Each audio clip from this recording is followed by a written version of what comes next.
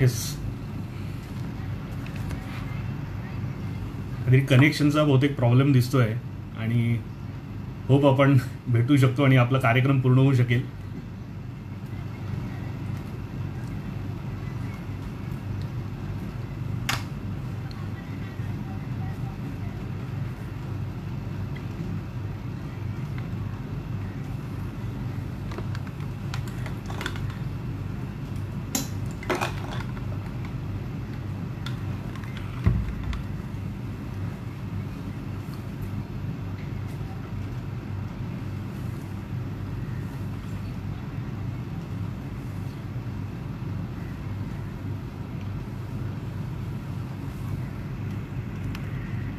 थोडासा कनेक्शनमध्ये काही प्रॉब्लेम होता म्हटलं तर ह्या सगळ्या गोष्टींची सवय लावून घ्यावी लागेल आपल्याला सगळ्यांनाच.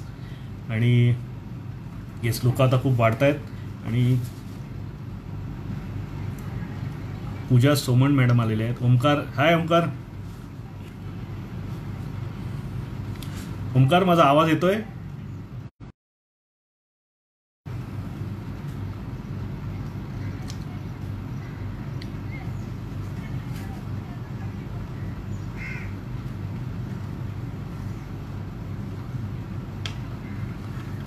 ओमकार, माझा आवाज येत असेल तर कमेंटमध्ये येस म्हणून लिह. माझा आवाज येत असेल तर कमेंटमध्ये येस लिह, मला लक्षात येईल की माझा.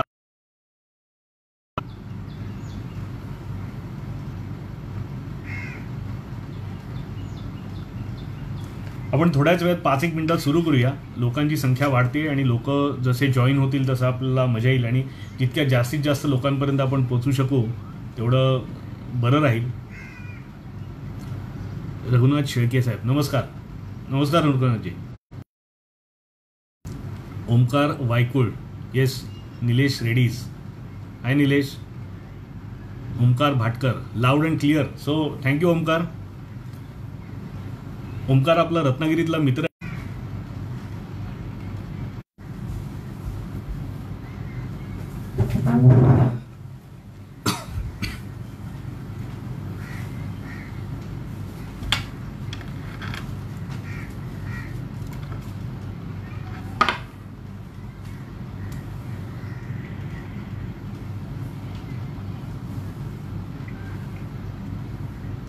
नमस्कार.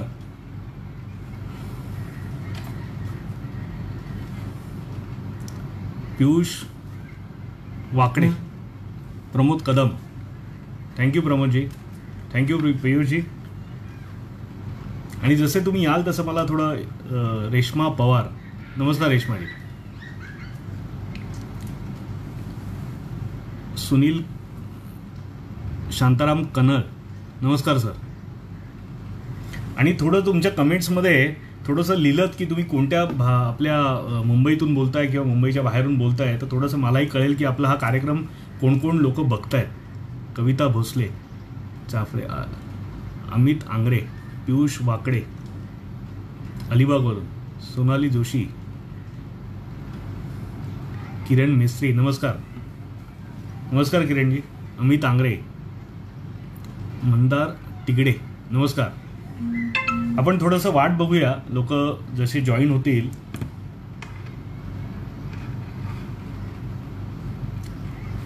जास्तीत जास्त लोकांपर्यंत आपल्याला हा कार्यक्रम पोचवायचा आहे. तर कल्याण, विश्वजित सरगर, विशाल कोंडविलकर, हाय सर. झरीना शेख, नमस्कार. सागर कारणे, सुनील कानळ पनवेल,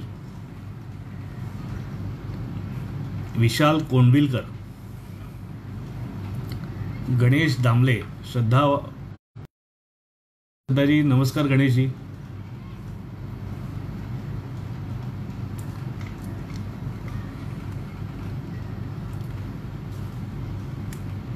अमोद दाते, कविता भोसले, विशाल कोंडविलकर, प्रतिभा घात, श्रीकृष्ण नाईक.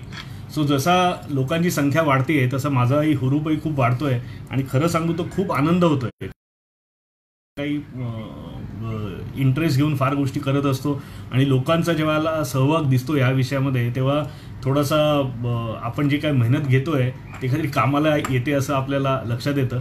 पाटील, स्मित ताई, महेश चपडे मुंबई, वैभव शिंदे, दर्पण जाधव सांताक्रूजहून. नमस्कार दर्पणजी, नमस्कार वैभव. आणि खूप कौतुकाची गोष्ट आहे. आणि हे कारण मी तुम्हाला सांगतो की ज्या अपेक्षेने आपण आज ठरवलं की कोकणात ज्यांना घर घ्यायचं आहे त्या सगळ्या जास्तीत जास्त लोकांना पर्यंत हा प्रोग्राम पोचवायचा आहे. त्यामुळे काही लोकांनी आपल्याला खूप मदतही केली, तर त्या सगळ्यांचे मी आभार मानतो. आणि हा प्रोग्राम आपण सुरू करूया.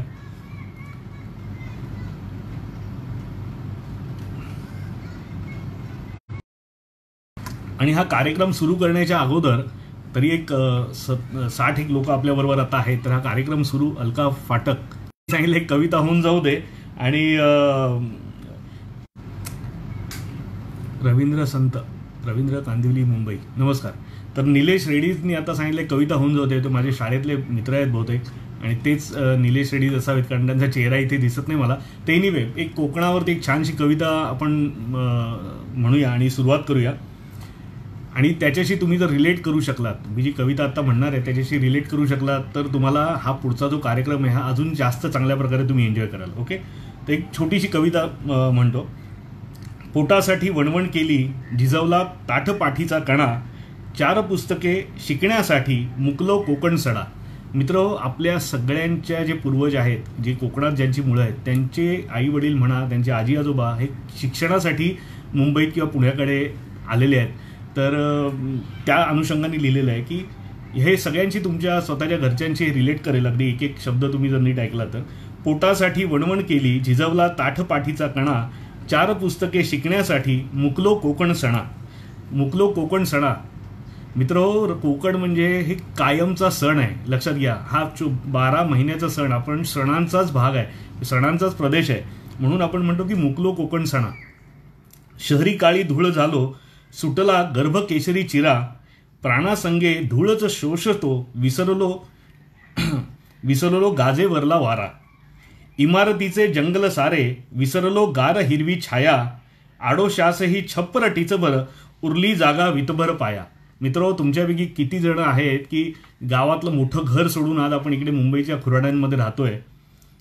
पिण्यासाठीही पाणी थेंबभर, सुटला शिंपण सडा, पाण्यासाठी वणवण करतो, कधी आंघोळीसही खोडा. पोखरले ते डोंगर सारे, सुटला कणखर घाट, खड्डे भरले रस्ते काळे, लाल मातीची वाट. वडापोटची आग विझवण्या, मुकलो पिठलं नि भात.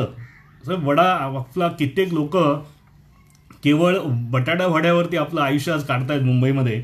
वडापोटची आग मुकलो पिठलं भात, पिझ्झा बर्गर भेळ झाडतो, करतो शरीरासंगे घात.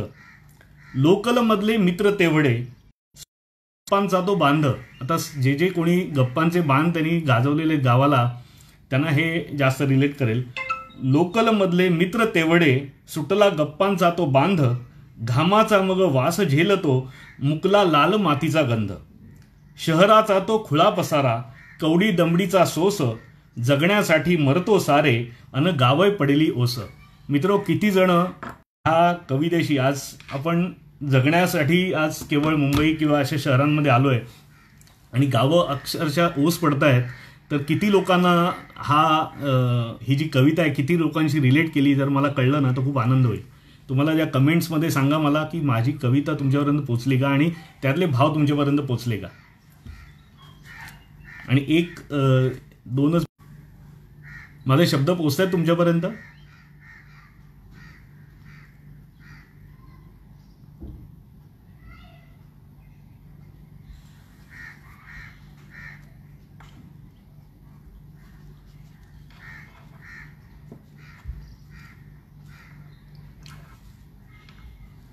कमेंट करा खालती, जे कोणी आता हजर असतील त्यांनी कमेंट करा की माझा आवाज तुमच्यापर्यंत येतोय की नाही.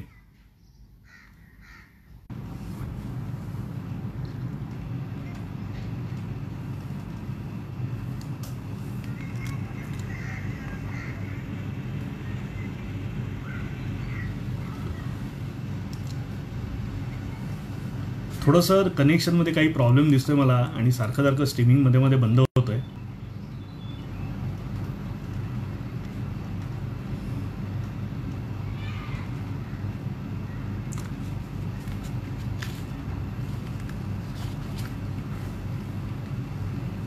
उमेशजी नमस्कार. सो आपण कार्यक्रमाला सुरुवात करूया. आणि कनेक्शनचा थोडा प्रॉब्लेम आहे, काही क्षणात असं मध्ये मध्ये होऊ शकतं, पण आपल्याला सगळ्यांना पेशन्स ठेवायला लागतील, कारण आता टेक्नॉलॉजीवरती अवलंबून राहायचं म्हटल्यानंतर थोडेसे पेशन्स ठेवायलाच पाहिजेत. तर बरेच लोक आता जॉईन झालेत आपल्याकडे आणि आपण आता सुरुवात करूया कार्यक्रमाला. तर मी सगळ्यात आधी तुमच्या सगळ्यांचे आभार मानतो. तुम्ही सगळेजण आज आपला वेळ काढून इथे आलात आणि परिस्थिती अशी आहे की आज आपण सगळे गेल्या 20-22 तारखेपासून घरामध्ये अडकलेलो आहोत. आणि ह्याच्यात सगळ्यांना एक मात्र नक्की आहे की आठवण तर नक्की आपली कोकणाची येते की कोकणात जर माझं घर असतं किंवा मी कोकणात आज राहिला असतो खूप बरं झालं असतं, राईट. तो बऱ्याच अजूनही कमेंट येस कनेक्टिव्हिटी प्रॉब्लेम आहे काहीतरी. आपण ठीक आहे, आपण जसं आहे तशात प्लॅनिंग करूया. ओके. सो बरेच जणांना असं वाटतं की कोकणात घर असतं तर बरं झालं असतं. तर हो येतोय आता. तर आपण हा जो कार्यक्रम आहे हा याच्यासाठी करतो की कोकणात आता आपण कार्यक्रम का सुरू, म्हणजे जो कार्यक्रम ठेवलेला आहे की कोकणात घर घेण्यासाठी काय काळजी घ्यायची, एक थोडीशी त्याच्यामागची तुम्हाला रूपरेषा सांगतो. की चैतन्यसृष्टीतला हा जो प्रोजेक्ट आहे, म्हणजे रत्नागिरीचा चैतन्यसृष्टी प्रोजेक्ट हा जेव्हा मी सुरू केला साधारण 3-4 वर्षापूर्वी, त्यावेळेला त्याच्या आधी जवळजवळ 2 वर्ष आम्ही पूर्ण कोकण फिरलो होतो आणि भरपूर इतर प्रोजेक्टचा अभ्यास केला आणि एक प्रयत्न असा केला जाणून घेण्याचा की लोकांना नक्की काय हवं आहे, किंवा प्रोजेक्ट रत्नागिरीत किंवा कुठेही कोकणात घर घ्यायचं तर लोकांच्या अपेक्षा काय आहेत, योग्य आहे काय अयोग्य आहे. जेवढे प्रोजेक्ट झाले त्याचा थोडाफार आपण अभ्यास केला. कोणते प्रोजेक्ट सक्सेसफुल झाले आहेत, कोणते झाले नाही आहेत, त्याच्या मागची काय कारणं आहेत, आणि प्रोजेक्ट झाल्यानंतर 3 ते 4 वर्षानंतर त्यांचं काय झालं आहे, लोकांना तेच आनंद मिळतोय का, त्यांनी ज्या अपेक्षेने आपलं गावातलं घर घेतलं आहे तर तोच आनंद लोकांना मिळतोय का, याचा सगळ्यात अभ्यास केल्यानंतर आणि प्रोजेक्ट सुरू केल्यानंतर त्याप्रमाणे आपला हा प्रोजेक्ट आपण प्रोजेक्ट डिझाईन केला. आणि तो अभ्यास जो आहे तो इतका कामाला आला आम्हाला की फक्त 2 ते 2.5 वर्षामध्ये आम्ही गेली, जवळजवळ संपत आली. आता काहीच प्लॉट त्याच्या शिल्लक आहे आणि आम्हाला आनंदाने सांगायला खूप बरं वाटतं की हा जो अभ्यास आहे आमचा, केवळ त्या अभ्यासामुळे खूप चांगल्या पद्धतीचे लोक आम्हाला मिळाले. आमचं प्रोजेक्टही खूप चांगलं झालं. गेल्या वर्षीचं आपल्याला टाइम्स रियालिटीचं अवॉर्ड मिळालं बेस्ट प्रोजेक्ट म्हणून. आणि हे लक्षात आल्यानंतर आणि गेल्या 2 वर्षात जे कस्टमर्स आपल्याकडे येत होते त्यांच्याशी बोलल्यानंतर असं लक्षात आलं की बऱ्याच लोकांना ही कल्पना नाही आहे की त्यांच्यासाठी काय चांगलं आहे काय नाही आहे.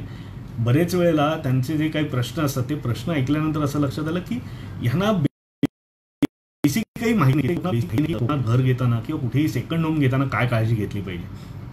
तर हे एक प्रकारे आपण एज्युकेट करता यावं लोकांना. कारण रत्नागिरीत जेव्हा मी प्रोजेक्ट सुरू केला तेव्हा आमची एकमेव अशी अपेक्षा होती की लोकांना कोकणात घर ज्यांना घ्यायचं आहे त्यांना एक चांगला पर्याय देणं, कोकणात घर घेण्यासाठी त्यांना एक चांगला पर्याय देणं, हा एका हेतूने आम्ही हा प्रोजेक्ट सुरू केला. आणि हा प्रोजेक्ट सुरू केल्यानंतर जेव्हा जे काय अनुभव आले त्यानंतर असं लक्षात आलं की बऱ्याच लोकांना आपल्याला समजवायला पाहिजे. तर हा जो काही कार्यक्रम आहे हा केवळ मार्केटिंग, म्हणजे आमच्या प्रोजेक्टचं मार्केटिंग करणं हा एकमेव मुद्दा नाही. आपल्या ह्याच्यातला मुद्दा हा आहे की लोकांना एज्युकेट करणं, त्यांना एम्पॉवर करणं की त्यांचं जे स्वप्न आहे. बऱ्याच लोकांचं काय होतं की नीट माहिती नसल्यामुळे किंवा चुकीची माहिती त्यांच्याकडे पोचल्यामुळे ते निर्णय घेऊ शकत नाही की कोकणात त्यांना घर तर घ्यायचं आहे पण ते निर्णय घेऊ शकत नाही.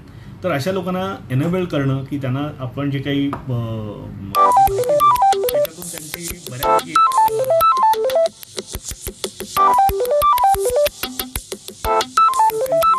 माहिती मिळू दे या दृष्टीने आपण हा प्रोजेक्ट सुरू केला. तर माफ करा. तर हा जो प्रोजेक्ट आपण सुरू केला किंवा आता हा कार्यक्रम आपण करतोय हा त्यांना एम्पॉवर करण्यासाठी आपण करतोय. तर थोडीशी माझी ओळख सांगतो की मी विवेक मोहन गद्रे. हा चैतन्यसृष्टी प्रोजेक्ट आम्ही 3-1 वर्षापूर्वी सुरू केला आणि ह्या प्रोजेक्टमध्ये आज आपली पहिली फेज संपत आली आहे. बेसिकली आमची मुंबईत स्वतःची फर्म आहे, आर्किटेक्चर फर्म आहे. मी स्वतः इंटिरियर डिझायनर आहे आणि हे करत असताना ह्याच अपेक्षेने आपण आज प्रोग्राम करतो की लोकांना चांगला पर्याय देणं, बरोबर आहे. तर ह्याच्यासाठी आपण हा प्रोग्राम सुरू केला आणि जास्तीत जास्त लोकांपर्यंत आपला हा कार्यक्रम पोचवायचा आहे. आणि मी जसे प्रयत्न करतोय तसा हा कार्यक्रम पाहून झाल्यानंतर सुद्धा तुम्ही तुमच्या मित्रांपर्यंत हा व्हिडिओ जर पोचवलात आणि माहिती पोचवली तर खूप आनंद होईल. शिवाय एक गोष्ट सांगतो की ह्या प्रोग्राम संपल्यानंतर आपण एक टूल तुम्हाला देणार आहोत की ज्या tool it's just a PDF file, ती त्याच्यात मार्किंग सिस्टीम आहे. ओके, जे प्रत्येक गोष्टीचं मार्किंग सिस्टीम आहे. तुम्ही स्वतः मार्किंग देऊन, तुम्ही एखादा प्रोजेक्ट जेव्हा पाहायला जाल कोकणात, तेव्हा त्याच्यात मार्किंग देऊन तुम्ही तुमच्या तो जो काही प्रोजेक्ट आहे त्याचं असेसमेंट करू शकता आणि डिसिजन घेऊ शकता की ह्या प्रोजेक्टमध्ये आपण आपलं घर घेणं योग्य आहे की नाही. ओके, तर ते टूल मी तुम्हाला सगळ्यात शेवटी देणार आहे.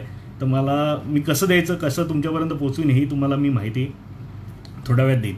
तर आता हा जो कार्यक्रम आहे ह्याला कोकणात घर घेताना काय काळजी घ्याल, बरोबर आहे. तर ह्याच्यात मी मुख्यत्वे 5 गोष्टींवरती बोलणार आहे. एक तर कायदेशीर मुद्दे काय असतात, लोकेशनची निवड कशी करायची, प्रोजेक्टमधल्या काय काय गोष्टी तुम्ही लक्ष दिलं पाहिजे. आता ह्याच्यात जसं 7 एक पॉईंटबद्दल मी बोलणार आहे की प्रोजेक्टचं असेसमेंट कशा पद्धतीने करायचं आहे.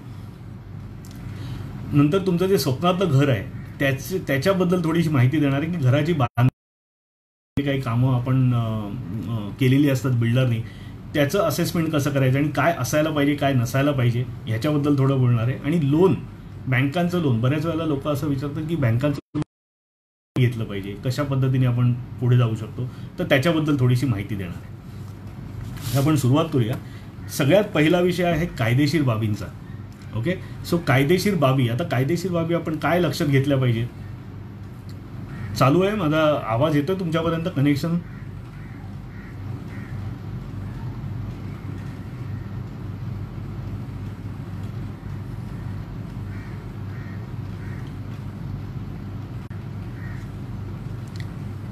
ठीक, थोडासा नेटवर्कचा प्रॉब्लेम आहे, काही वेळेला व्हिडिओ पॉज होईल, पण we need to really bear with दिस.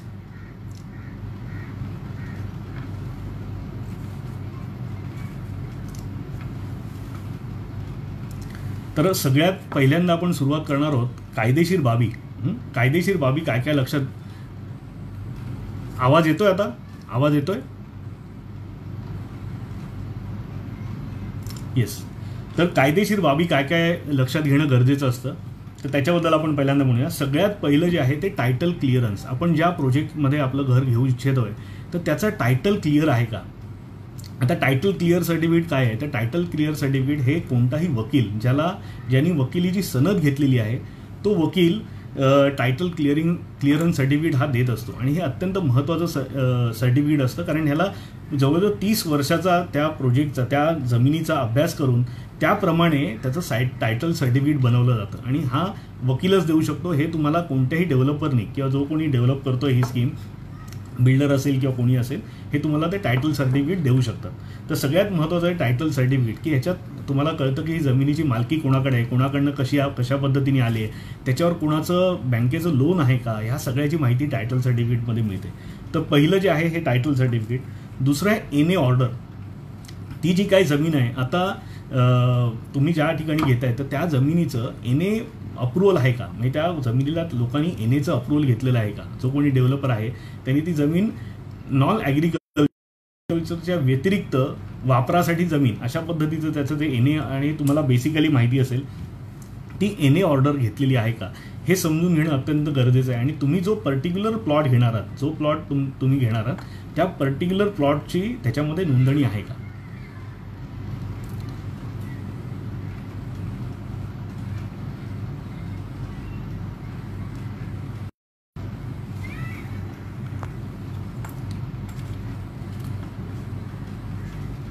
त्या पर्टिक्युलर प्लॉटची त्याच्यामध्ये नोंदणी आहे का हे पाहून घ्यावं लागेल.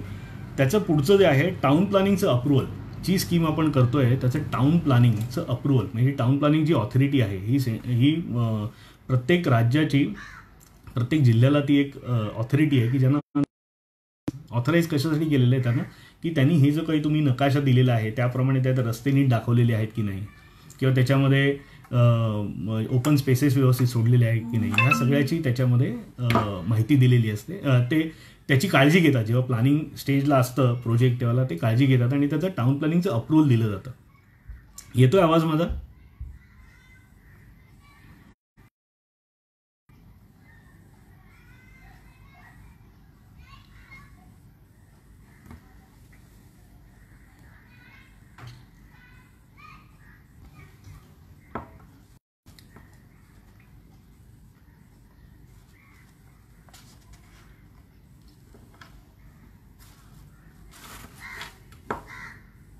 आवाज येतोय?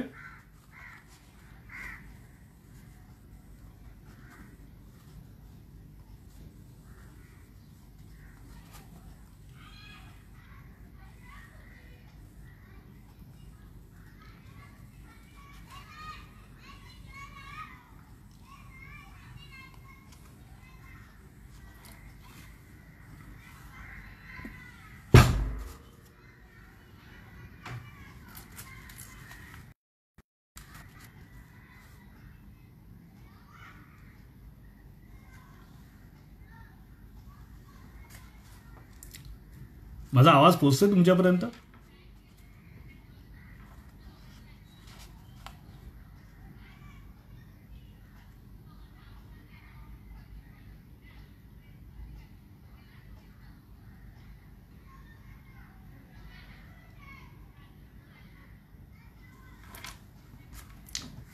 नेटवर्कचा थोडा प्रॉब्लेम आहे आणि डिले असतो ह्याला साधारण 6 सेकंदाचा, त्यामुळे लक्षात येत नाही की माझा आवाज तुमच्यापर्यंत पोहोचतोय की नाही.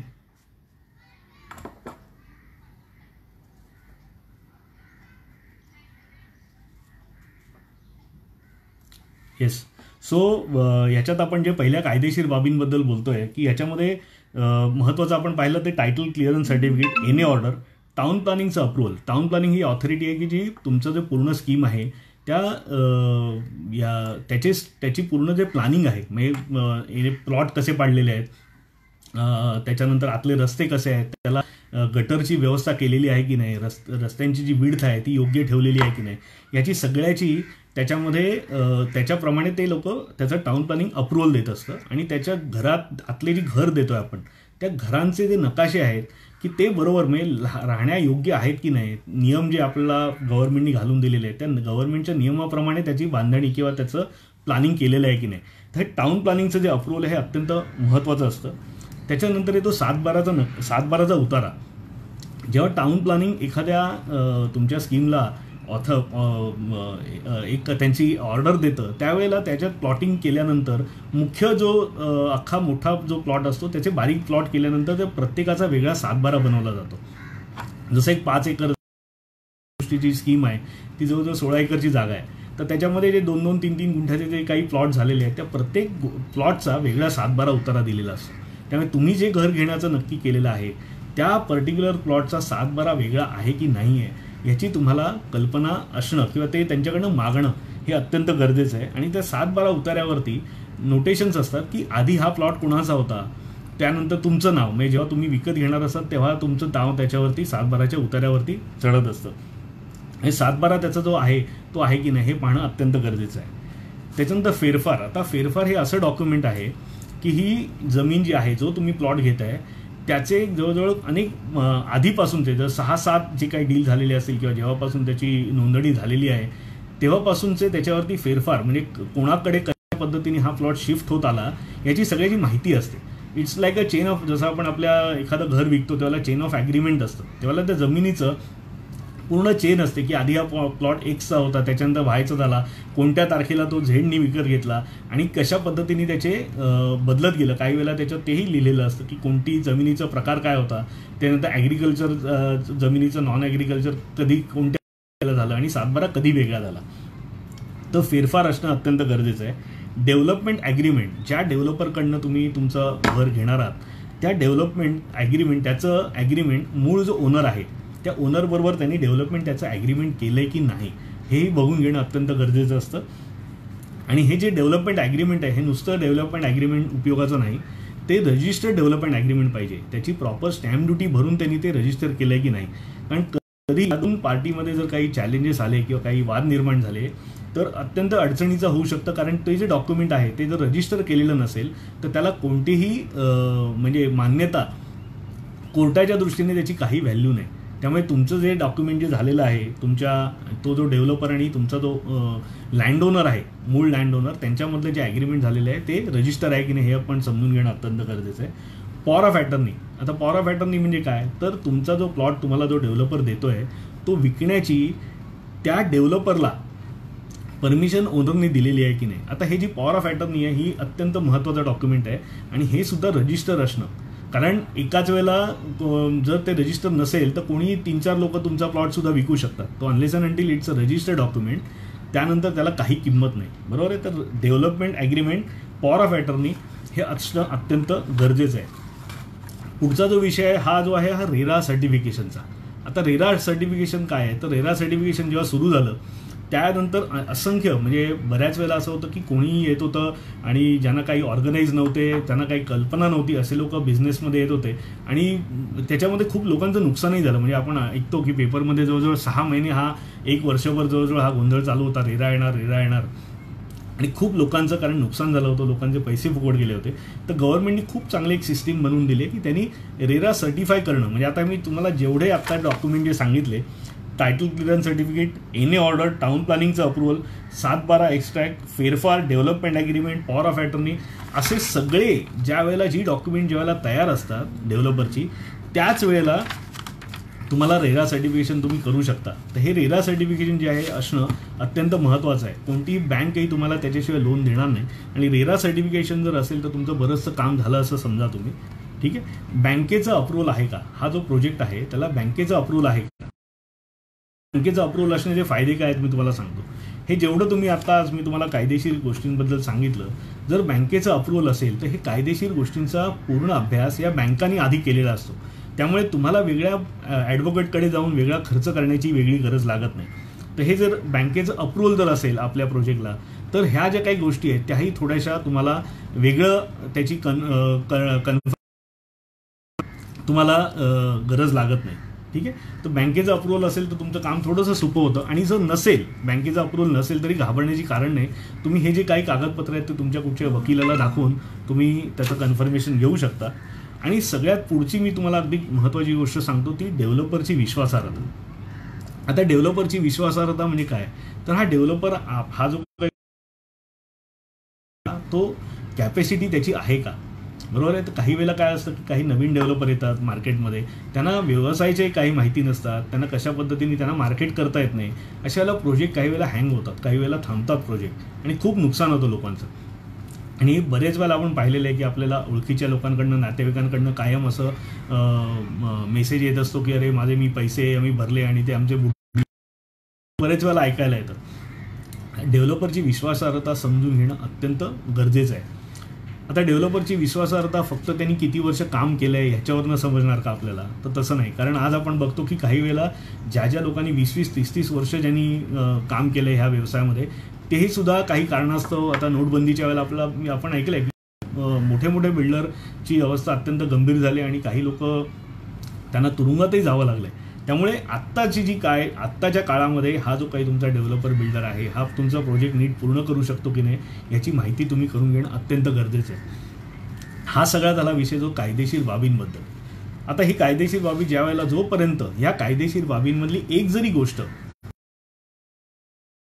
कोणतीही गोष्ट मिसिंग असेल तर जोपर्यंत तुम्ही कायदेशीर सल्ला घेत नाही तोपर्यंत तुम्ही व्यवहार करणं हे तसं मूर्खपणाचं होईल. तर तुम्ही काळजी घेतली पाहिजे की ह्या जे काही मी तुम्हाला पॉईंट सांगितले, title clearance certificate, NA order, town प्लॅनिंगचं अप्रुव्हल, 7/12चा एक्स्ट्रॅक्ट, फेरफार, development agreement, power of attorney, RERA certification आणि बँकेचं अप्रुव्हल, ह्या गोष्टी आहेत की नाही तुम्हाला घर घेताना ह्याची तुम्ही काळजी नक्की घ्या.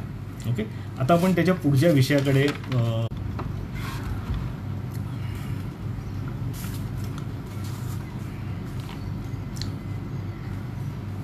त्याच्या पुढच्या आपण विषयाकडे येऊया.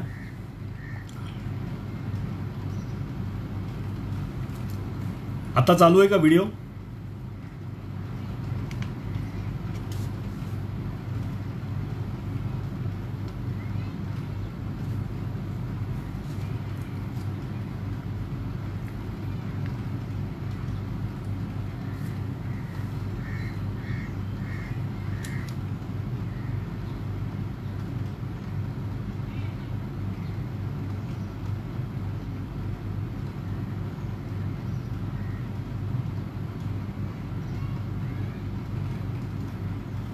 आता येतोय आवाज? हे थोडंसं आपल्याला बेअर करावं लागणार आहे कारण काहीतरी नेटवर्कचा प्रॉब्लेम दिसतोय. तर पुढच्या आपण विषयाकडे जाऊया की कायदेशीर बाबी झाल्यानंतर हे सगळं जे तुम्हाला आता मी तुम्हाला जे सांगतोय तुमच्याशी मी शेअर करणार आहे, त्या काही गोष्टी तुम्हाला लिहून घेण्याची गरज नाही. ओके, तर लोकेशनची निवड काय करायची. आता लोकेशन का महत्त्वाचं आहे. लक्षात घ्या की आपण मुंबई, पुणे किंवा अशा शहरांमध्ये राहतोय आणि आपण ज्या घर घेतोय, सेकंड होम घेतोय, हे सेकंड होम ज्या ठिकाणी घेतोय ते जर घर, ती जी जागा ॲक्सेसेबल नसेल, तुम्हाला जाण्यासाठी सोयीची नसेल, तर तुमचं जाण्या येण्याची फ्रिक्वेन्सी जी आहे म्हणजे तुम्ही त्याची मजा फार कमी घेऊ शकाल. तुम्हाला प्रॉपर मजा त्याची घेता येणार नाही, कारण प्रत्येक वेळेला विचार करावा लागेल, अरे आपल्याला जाता येतं की नाही, मग आता कसं करायचं, मग ट्रेनचं तिकीट मिळत नाही आहे, मग गाडीनी कसं जायचं, आता एकट्याला जायचं तर गाडीनी कसं जाणार, काही वेळेला खर्ची काही हे गोष्टी होतात. तर हे लोकेशन समजून घेणं हे अत्यंत गरजेचं आहे. तर त्यासाठी संदर्भात आपण थोडंसं बोलूया. तर लोकेशन समजून घेताना सगळ्यात महत्त्वाचं की जे तुम्ही घर घेणार आहात, तो जो प्रोजेक्ट आहे त्याच्या जवळचं महत्त्वाचं गाव कोणतं, महत्त्वाचं शहर कोणतं. जसं आज आपण कोकणामध्ये म्हटलं तर तळ कोकण आहे, दापोलीचा जो भाग आहे, रत्नागिरीचा भाग आहे, गुहागरचा भाग आहे, अशा ठिकाणी हे प्रोजेक्ट भरपूर चालू आहेत. जसे कणकवली आहे, सावंतवाडी आहे, आणि प्रत्येकजण आपापल्या सोयीप्रमाणे किंवा त्यांचा कनेक्ट जिथे ज्या भागाशी जास्त आहे त्याप्रमाणे आपलं घर घेत असतात. पण जवळचं जे शहर आहे, जसं आता आपला चैतन्यसृष्टी हा प्रोजेक्ट आहे, हा रत्नागिरी शहराच्या अगदी जवळ आहे. स्टेशनपासून हार्डली 3.5 किलोमीटरवरती आपला प्रोजेक्ट आहे. तर त्या शहराचं भौगोलिक, सांस्कृतिक आणि व्यावसायिक महत्त्व. आता भौगोलिक महत्त्व का समजून घ्यायचं आहे, तर कनेक्टिव्हिटी. आता भौगोलिक महत्त्व जसं रत्नागिरी आहे, तर रत्नागिरीमध्ये आज तुम्ही कोणत्याही म्हणजे कोकण रेल्वेला जाणारी कोणतीही ही आज रत्नागिरीत थांबते. त्याचं भौगोलिक महत्त्व आहे, कारण कोकणाचा जर उद्या विकास जेव्हा होईल तेव्हा रत्नागिरीच्या शहराला बाजूला ठेवून कोकणाचा विकास होऊ शकत नाही. सगळ्या होतात त्या रत्नागिरीतनं रूट होतात.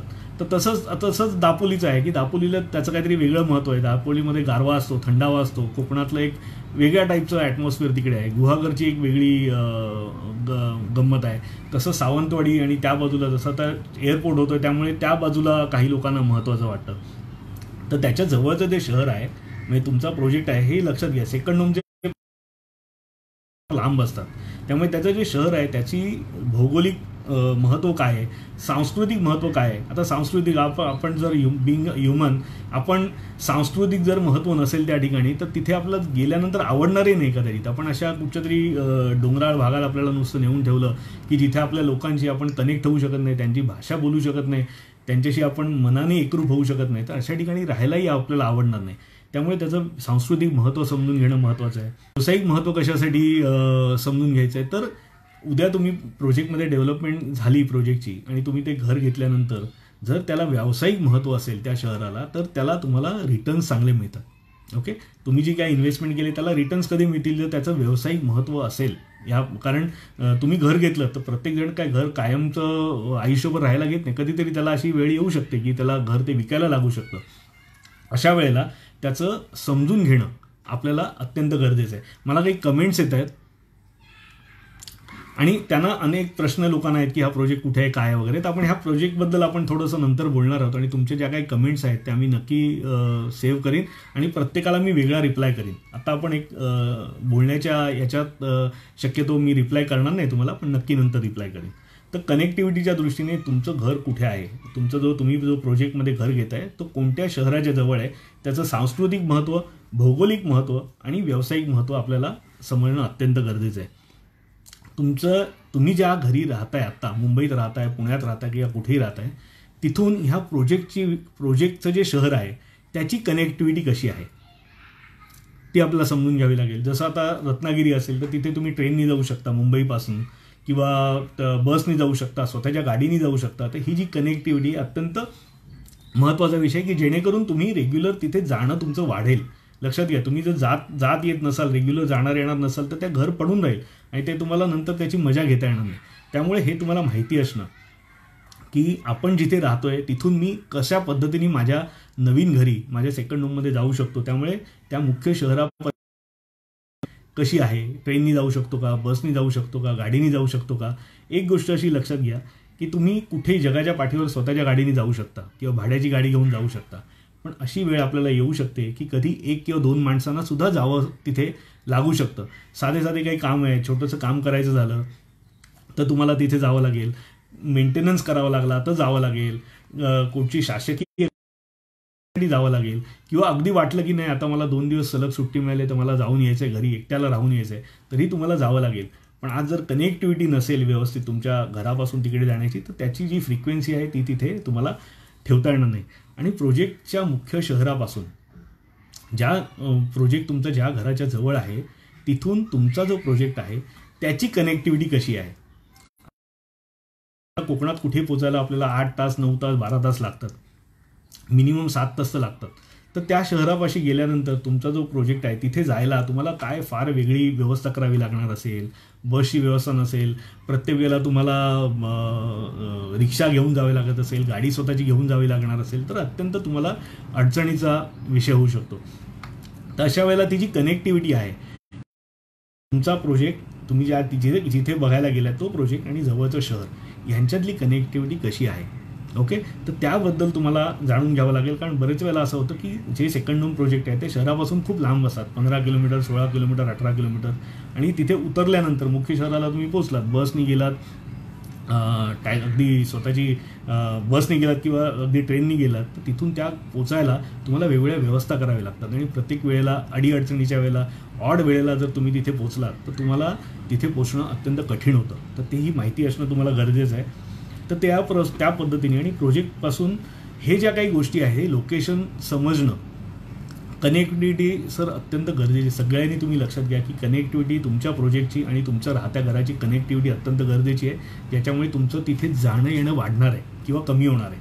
ओके, आणि त्याच्या पुढचा आणि महत्त्वाचा विषय की जे तुम्ही जे घेताय, जिथे प्रोजेक्टबद्दल आता आपण म्हणूया की कनेक्टिव्हिटीमध्ये म्हटलं तर हे प्रोजेक्टचं जे सौंदर्य मूल्य आहे, तुम्ही लोकेशनला गेल्यानंतर तुम्ही ज्या वेळेला तिथे पोचल्यानंतर तुम्हाला काय अनुभव मिळतो हे अत्यंत गरजेचं आहे समजून घेणं. कारण लोकेशन म्हणजे फक्त काय जाणं येणं नाही, तिथे गेल्यानंतर सुद्धा तुमचा अनुभव कसा आहे ह्याला फार महत्त्व आहे. तर त्याचं सौंदर्य मूल्य काय आहे, तुम्ही ज्या लोकेशनला तुमचं घर घेताय त्याचं सौंदर्य मूल्य काय समजून घेण्याची गरज आहे. आता थोडंसं आपण प्रोजेक्टवरती वळूया. आपण मी लोकेशनबद्दल सांगितलं, याच्यावरती काही तुमचे जर प्रश्न असतील तर मला तुम्ही पाठवा. याच्या व्यतिरिक्त काही सांगण्यासारखं असेल तर मी तुम्हाला नक्की तुमची मदत करीन.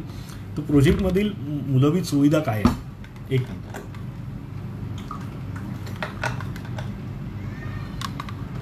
ज्या प्रोजेक्टमध्ये तुम्ही घर घेताय त्या प्रोजेक्टमधल्या मूलभूत सुविधा काय आहेत.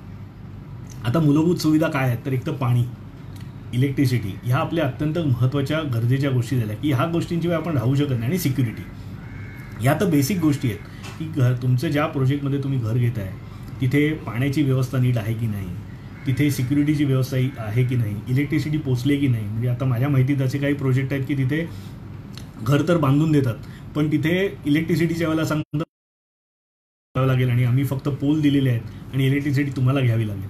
तर ते तुम्हाला समजून घेणं, त्यानंतर तुमची घेण्याची तयारी असेल तर माझं असं म्हणणं नाही की ते घ्यायला नाही पाहिजे, पण त्या गोष्टीची कल्पना तुम्हाला आधीपासून असायला पाहिजे. ओके, तर त्या प्रोजेक्टची जी महत्त्वाचे जे गोष्टी आहेत ह्या 3 गोष्टी आहेत, त्या मूलभूत गरजा आहेत आपल्या: कनेक्टिव्हिटी, ओके, पाणी, इलेक्ट्रिसिटी आणि सिक्युरिटी, ह्या गोष्टी असणं. आणि ही जी प्रोजेक्ट आहे ही मिक्स डेव्हलपमेंट आहे का. आता मिक्स डेव्हलपमेंट हा अत्यंत क्रिटिकल महत्त्वाचा मी तुम्हाला विषय सांगतो. मिक्स डेव्हलपमेंट म्हणजे कसं असतं, काही वेळेला काय असतं की जसं आमच्या प्रोजेक्टमध्ये आम्ही सांगतो की आम्ही फक्त बंगले बांधून देणार, आम्ही नुसते प्लॉट देणार नाही. तर काही ठिकाणी लोक असं सांगतात की ठीक आहे, तुम्हाला प्लॉट घ्यायचा असेल तर तुम्ही प्लॉट घ्या, तुम्हाला घर घ्यायचं असेल तरी तुम्ही घर घ्या, तुम्हाला पाय असेल तर तुम्ही तसं बांधा, आम्ही देतो. त्याच्यामध्ये फ्लेक्झिबिलिटी आहे, नक्कीच आहे की ज्यांना एकत्र मोठ्या प्रमाणाची इन्व्हेस्टमेंट एकदम करायची नसेल त्यांच्यासाठी एक प्रकारची फ्लेक्झिबिलिटी आहे की आता मी थोडी इन्व्हेस्टमेंट केली, माझा प्लॉट आत्ता घेतला, माझ्याकडे ज्यावेळेला पैसे असतील त्यावेळेला मी माझी डेव्हलपमेंट करीन, त्यावेळेला माझं घर मी बांधीन, बरोबर आहे. पण त्याच्यामध्ये एक छोटासा एक प्रॉब्लेम असा असतो की जेव्हा अशी मिक्स डेव्हलपमेंट असते तसं 100 प्लॉटचं समजा 10 ते 12 लोक आपले स्वतःचे बंगले बांधतात, अगदी हौसेने बांधतात.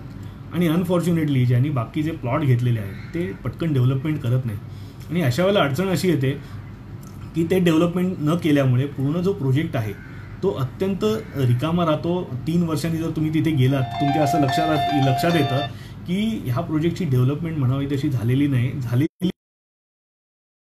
मेंटेन झालेली नाही. कारण ज्यांनी नुसते प्लॉट घेतले ते सोडून ठेवतात प्लॉट, त्याच्यावरती काही बांधकाम करत नाहीत आणि प्रोजेक्टच्या ज्या कॉमन फॅसिलिटी आणि त्याचा सगळ्यांचा खर्च त्या फक्त 10 लोकांवरती आपल्याला येतो. आता 10-100 प्रोजेक्ट, 100 प्लॉटचा जर प्रोजेक्ट आहे, तुम्ही इमॅजिन करा 100 प्लॉटचा प्रोजेक्ट आहे, त्यात फक्त 10 घरं आहेत आणि बाकीच्या लोकांनी जर डेव्हलपमेंट केली नाही तर किती त्याची वाईट अवस्था होऊ शकते. 3 ते 4 वर्षामध्ये तुम्हाला त्या प्रोजेक्टला जाणंही कधीतरी कठीण होऊन बसेल, कारण त्यातले रस्ते मेंटेन राहत नाहीत, पाण्याच्या व्यवस्था जे काही लागतं, इलेक्ट्रिसिटीच्या ज्या काही व्यवस्था आहेत त्या नीट मेंटेन राहत नाहीत, कॉमन ॲम्युनिटीज ज्या दिलेल्या आहेत त्या मेंटेन होत नाहीत, कारण त्याला मेंटेन करायला लोक पैसेच देत नाहीत. ज्यांनी नुसते प्लॉट घेऊन ठेवले त्याच्याकडे त्याची प्लॉटची मालकी त्यांच्याकडे असते, त्यांना काही फरक पडत नाही. त्यामुळे मिक्स डेव्हलपमेंट असेल त्याला तुम्हाला ती काळजी मात्र घ्यावी लागते. येस, पण तुम्हाला जर फेज वाईज जर इन्व्हेस्टमेंट करायची असेल तर कदाचित तो तुमच्यासाठी तो एक चांगला पर्याय मिक्स डेव्हलपमेंटचा असू शकतो. पण जर तुम्हाला लॉंग टर्मचा जर तुम्ही विचार करत असाल तर जिथे मिक्स डेव्हलपमेंट नाही आहे, की फक्त बंगले असेल तर बंगले, प्लॉट असेल तर प्लॉट, अशा ठिकाणी तुमची इन्व्हेस्टमेंट जर तुम्ही केली तर तुमच्यासाठी ते सोयीचं असू शकेल. आता प्रोजेक्टमधले इतर सुविधा ज्याला आपण काय म्हणतो त्याला आपण प्रोजेक्ट सोयीसुविधा, की ज्याला ॲम्युनिटीज आपण सामान्य माणसाच्या भाषेत सांगायचं झालं तर ॲम्युनिटीज. तर ह्या ॲम्युनिटीज काय काय आहेत, तर अनेक प्रोजेक्टमध्ये वेगवेगळ्या ॲम्युनिटीज दिलेल्या असतात. तुम्ही त्याचं वर्गीकरण करू शकता. तुम्हाला त्याच्यातल्या गरजेच्या ॲम्युनिटीज काय काय आहेत, बरोबर आहे, की त्याच्यात गार्डन आलं, मंदिर आलं, क्लब हाऊस आलं, स्विमिंग पूल आलं, किंवा त्याच्या व्यतिरिक्तही भरपूर ॲम्युनिटीज बरेचसे लोक देत असतात या प्रोजेक्टमध्ये. फक्त त्याच्यात समजून आपल्याला असं घ्यायचं आहे की ह्याच्यातल्या ज्या ॲम्युनिटीज आहेत, हा जर सेकंड होम प्रोजेक्ट आहे तर त्यात दिलेल्या ॲम्युनिटीज किती वर्ष आणि किती दिवस मेंटेन केल्या जातील आणि कशा पद्धतीने मेंटेन केल्या जातील. कारण त्याची युटिलिटी जी आहे, मुंबईत जर आपण एखादा प्रोजेक्टमध्ये जर घर घेतलं तर त्याची युटिलिटी, पुण्यात किंवा शहरात अशा मोठ्या प्रोजेक्टमध्ये घर घेतलं तर त्याची युटिलिटी, आणि जिथे सेकंड होम प्रोजेक्ट आहे लोक किती वेळा तिथे जाणार आणि त्यानंतर जे ॲम्युनिटी आहे त्यानंतर आपल्याला एक प्रकारची लायबिलिटी होणार आहे का, ह्याचीही तुम्हाला समजून घेणं गरजेचं आहे. कारण ते ब्रोशरवरती छान दिसतात, प्रोजेक्ट पाहायला गेल्यानंतर अरे वा इथे स्विमिंग पूल पण आहे, क्लब हाऊस पण आहे, पण ते मेंटेन होऊ शकणार आहे का, आणि जर ते केलं असेल तर ती जी काही डेव्हलपर आहे त्यांनी त्याच्यासाठी काय काळजी घेतली की ते जेणेकरून हे मेंटेन राहील लॉंग टर्ममध्ये. हे लॉंग टर्ममध्ये मेंटेन करण्यासाठी त्यांनी जी व्यवस्था केलेली आहे ती किती दिवस राहणार आहे, त्याची जबाबदारी कोण घेणार आहे, सोसायटीला ते हँडओव्हर केल्यानंतर सोसायटी ते त्याची जी कॉस्ट बेअर करू शकणार आहे का, ते ह्या सगळ्या गोष्टींची आपल्याला माहिती घेणं अत्यंत गरजेचं आहे. नाहीतर नंतर काय होतं की ह्या सगळ्या, कारण ह्या एक गोष्ट लक्षात घ्या, कोणती ॲम्युनिटी त्याच्या पैशातनं तुम्हाला देत नाही आहे, बरोबर आहे. तुम्ही जे त्यांच्याकडे पैसे इन्व्हेस्ट करताय त्या पैशातनं तुम्हाला बनवून देतोय, इनडायरेक्टली त्याची सगळी कॉस्ट तो तुमच्याकडनं रिकवर करतोय. तर ही जी कॉस्ट तुमच्याकडनं रिकवर होणार आहे आणि त्याची युटिलिटी जर तुम्हाला होणार नसेल तर त्याच्यासाठी तुम्ही पैसे आज खर्च करणं हे तसं बघायला गेलं तर चुकीचं आहे लॉंग टर्ममध्ये, बरोबर. तर ही समजून घ्या. काही बिल्डर्स खूप सिस्टमॅटिक डेव्हलपमेंट करतात, खूप चांगली करतात. मी असं अजिबात ॲम्युनिटी देत आहे ते चुकीचं आहे. आमच्या प्रोजेक्टमध्ये आम्ही त्या गोष्टी टाळलेल्या आहेत, कारण आमचा जो एक्सपिरियन्स आहे, जर मी 25 प्रोजेक्टचा जर अभ्यास केला असेल त्या 25 प्रोजेक्टमध्ये 20 प्रोजेक्ट हे फेल झालेले आहेत. तिकडच्या ॲम्युनिटीज ज्या आहेत त्या फेल झालेल्या आहेत, म्हणजे जे बुजवून टाकायला लागलेले आहेत, स्विमिंग पूल जे आहेत ते बुजवून टाकायला लागलेले आहेत, क्लब हाऊस ह्याला बंद करून ठेवलेले आहे. तर ह्याची काळजी आपल्याला घ्यायची आहे. ह्या ज्या ॲम्युनिटीज आहेत तुम्हाला सांगतोय, ह्या सगळ्यासाठी मी तुम्हाला एक नंतर टूल देणार आहे की ज्याच्यात तुम्ही ह्या सगळ्या गोष्टींचं रेटिंग करू शकता आणि ठरवू शकता हे माझ्यासाठी गरजेचं आहे की नाही. तर एक आहे गरजेचं आणि एक आहे चांगलं, सोय. ओके, तर गरजेच्या गोष्टीला महत्त्व द्यायचं असेल तर त्याला महत्त्व द्या. सोय म्हणून पाहायचं असेल तर अनेक गोष्टी आहेत, भरपूर गोष्टी आपल्याला बिल्डर देत असतात. नियमित गरजेच्या वस्तू मिळण्याचं ठिकाण. आता आपले हे जेवढे काही प्रोजेक्ट्स आहेत एक लक्षात घ्या की हे मूळ शहरापासून थोडेसे लांब असतात, बरोबर आहे. तर गरजेच्या वस्तू जर मला लागल्या तर मला त्या कुठून मिळणार आहे आणि त्याचं जे अंतर आहे ते माझ्या प्रोजेक्टपासून किती लांब आहे. आज जर मी तिथे राहायला गेल्यानंतर मला लहानसहान वस्तू लागल्या तर मिळण्याचं ठिकाण माझ्या प्रोजेक्टपासून किती लांब आहे हे तुम्हाला समजून घेणं गरजेचं आहे. आणि एक गोष्ट तुम्ही ध्यानात घ्या की सेकंड होमचा प्रोजेक्ट असेल तर तुम्ही म्हणाल की तुमच्या दारामध्ये दुकान आहे, हे प्रत्येक ठिकाणी शक्य होईल असं नाही. ओके, कारण शहराच्या बाहेर आहे. आज सेकंड होम म्हणूनच त्याला म्हणायचं. शहरात असतं तर त्याला आपण फर्स्ट होम म्हटलं असतं. तर हे होणार. आता आमच्या प्रोजेक्टमध्ये आम्ही काळजी घेतली की तिथे एक छोटंसं आम्ही स्वतःचं आमच्या स्कीमसाठी वेगळं आम्ही एक स्टोअर बनवतो आहे की जे कम्युनिटी स्टोअर असेल की तेवढ्यातल्या तेवढ्या लोकांसाठी ते उपयुक्त असेल. पण हे प्रत्येक डेव्हलपर करेल असं नाही आणि त्याचं काही चूक फार मोठी आहे असंही नाही, पण त्याची जाणीव आपल्याला असणं गरजेचं आहे, बरोबर आहे. आरोग्य सुविधा. आता हा वयस्कर लोक असतील तर त्यांना रेग्युलर आरोग्यासाठी काही वेळेला आजारपण असतात त्यांची, तर त्यांना आयत्या वेळेला काही लागल्या गोष्टी तर त्या कुठे मिळणार. त्याचं आपल्या प्रोजेक्टपासूनचं अंतर किती आहे. ते जर 25 किलोमीटरवरती पहिलं जर हॉस्पिटल असेल तर तुम्हाला तो अडचणीचा विषय आहे. म्हणजे तुम्ही इतक्या लांब राहताय आणि तिथून जर हॉस्पिटल आहे किंवा दवाखाने आहेत खूप लांब जर असतील, ते तुम्हाला लॉंग टर्ममध्ये अडचणीचं होऊ शकतं. म्हणजे कधीतरी आपल्याला पूर्ण आयुष्यात एकदाच त्याची गरज पडू शकेल, पण त्यावेळेला ते साधारण जवळ असणं, निदान 10-15 मिनिटावरती 3, 4, 5 किलोमीटरपर्यंत जर असेल तर ते बेरेबल आहे. आज आपण पण मुंबईत राहतो किंवा पुण्यासारख्या शहरांमध्ये राहतो, तर आपल्या इथून एक 3-4 किलोमीटरवरतीच हॉस्पिटल असतं.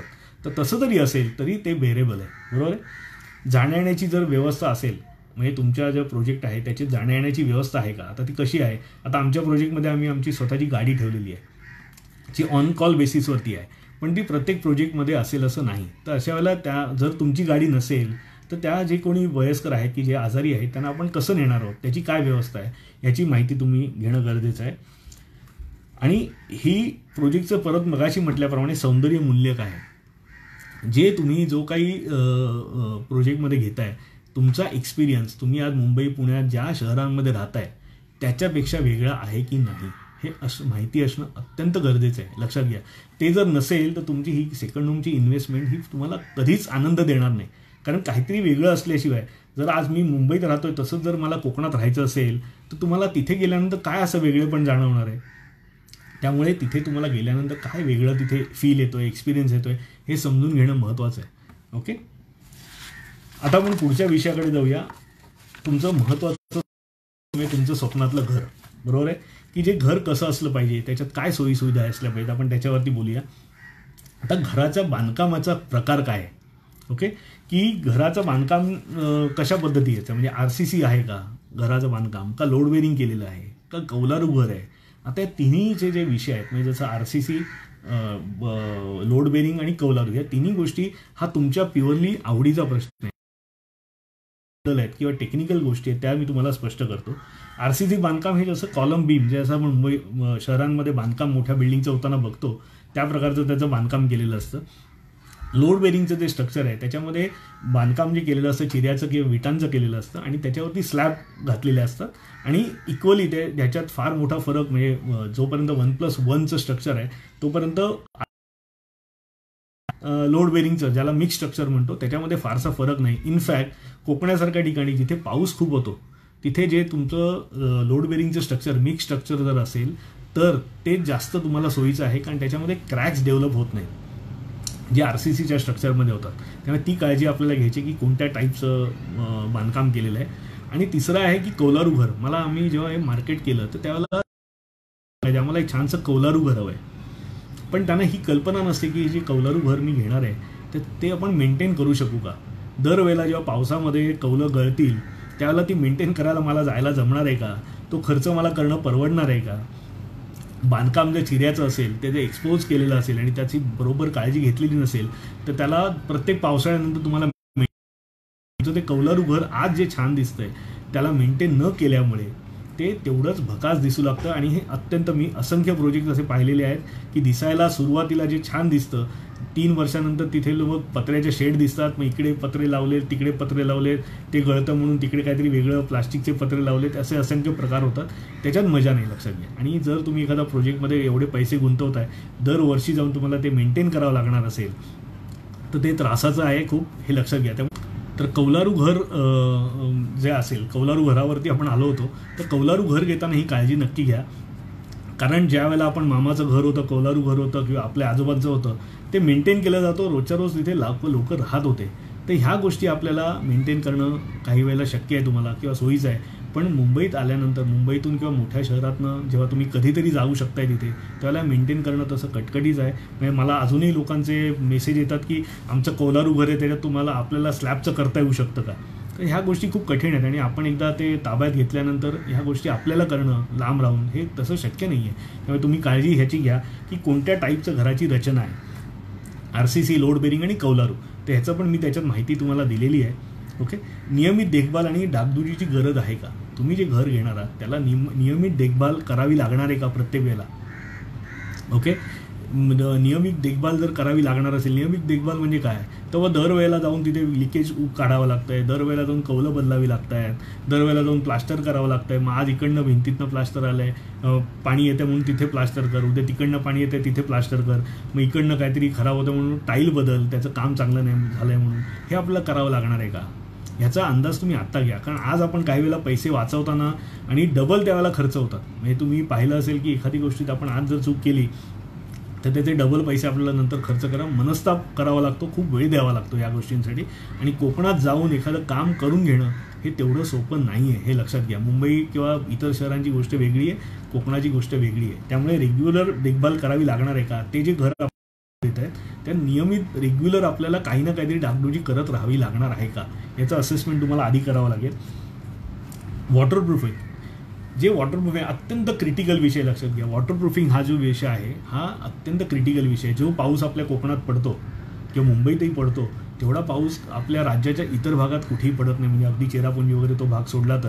पण हा जो पाऊस झेलण्याची त्या घरात आहे का, आणि वॉटरप्रूफिंगसाठी जे जे काळजी घ्यावी लागते ती ते बांधकाम करताना काळजी घेतली गेलेली आहे का, याची तुम्हाला त्यांना विचारावं लागेल की तुम्ही कोणत्या टाईपचं वॉटरप्रूफिंगचं काम केलं आहे.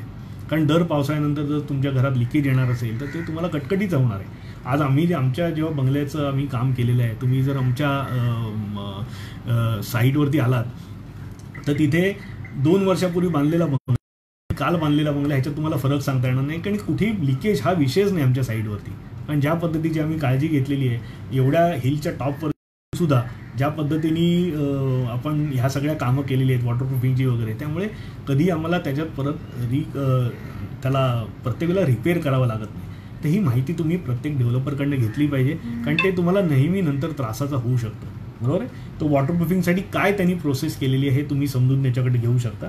आणि असंख्य नवीन नवीन प्रोसेस आलेल्या आहेत ज्या आम्ही वापरतो, इतरही लोक वापरू शकतात. आता घराची अंतर्गत रचना जी आहे, व्हेंटिलेशन नीट आहे की नाही, म्हणजे उजेडाचं व्हेंटिलेशन म्हणजे वायुविजन चांगलं आहे की नाही.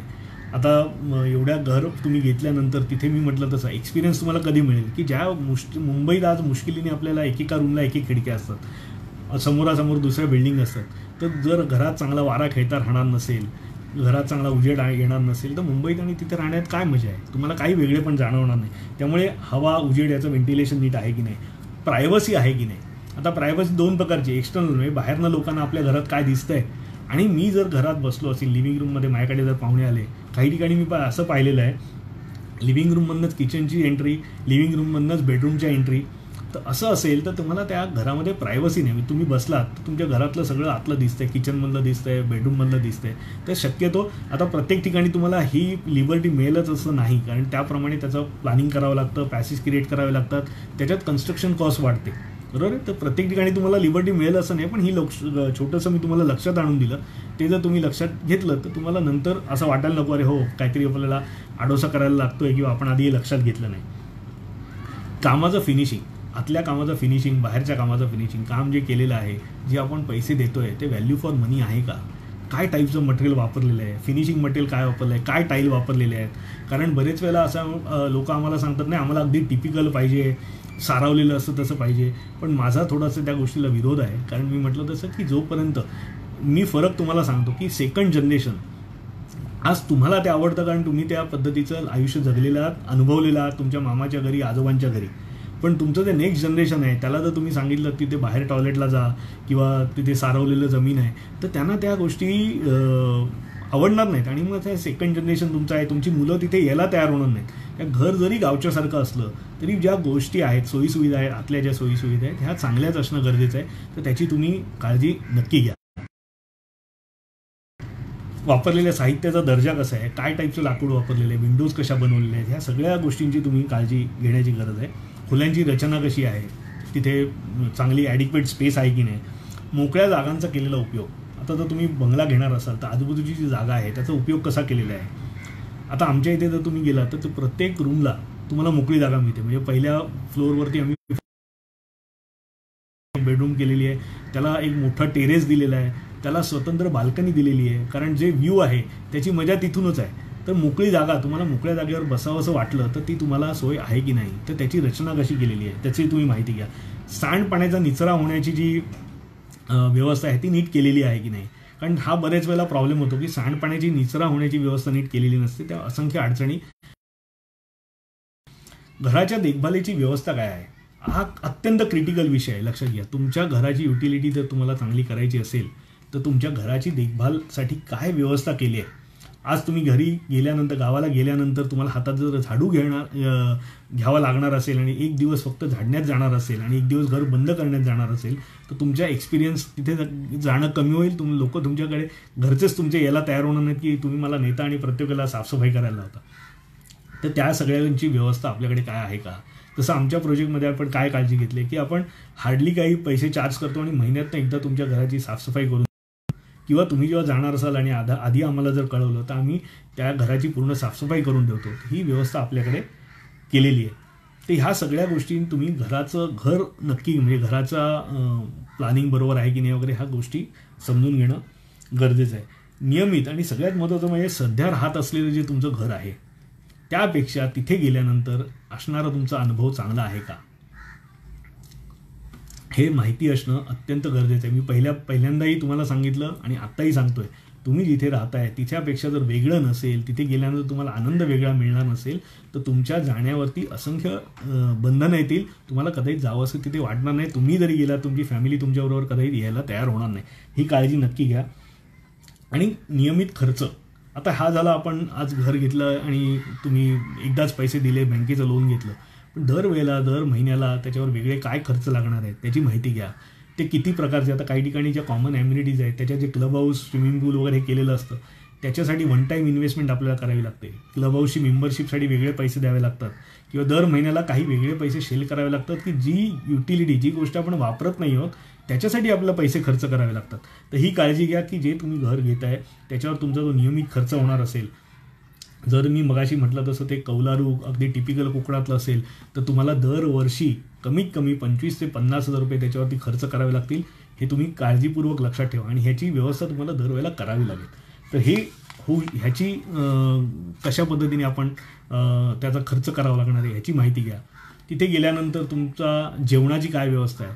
आता काही ठिकाणी काही प्रोजेक्ट्समध्ये जेवणाची व्यवस्थेसाठी एक स्वतंत्र कॅन्टीन असतं किंवा छोटंसं रेस्टॉरंट केलेलं असतं आणि तिथे तुमची जेवणाची व्यवस्था होऊ शकते.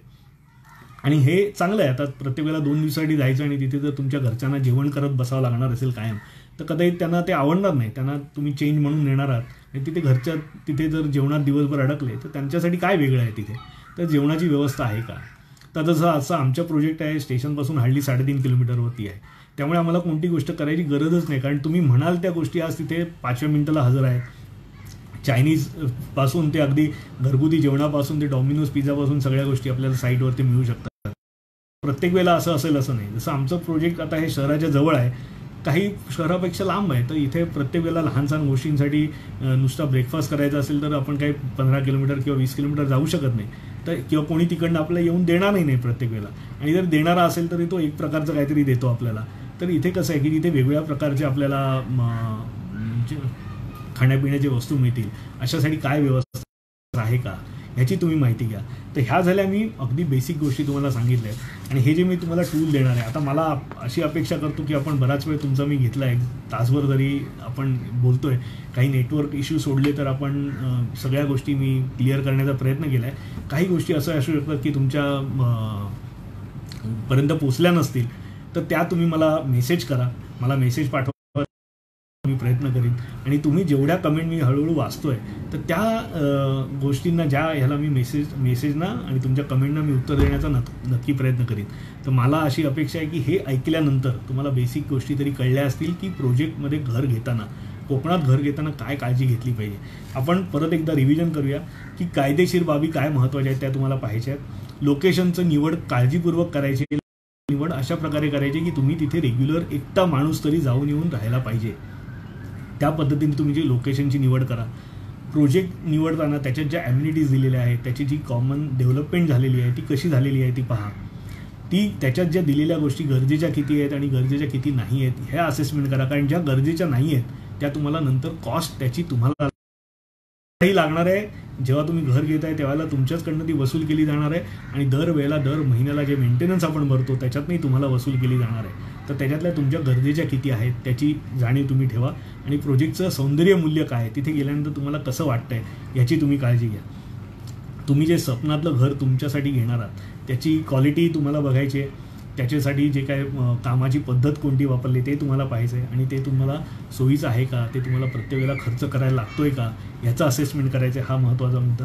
आणि शेवटचा आपण मुद्द्याकडे जाऊया, तर लोन.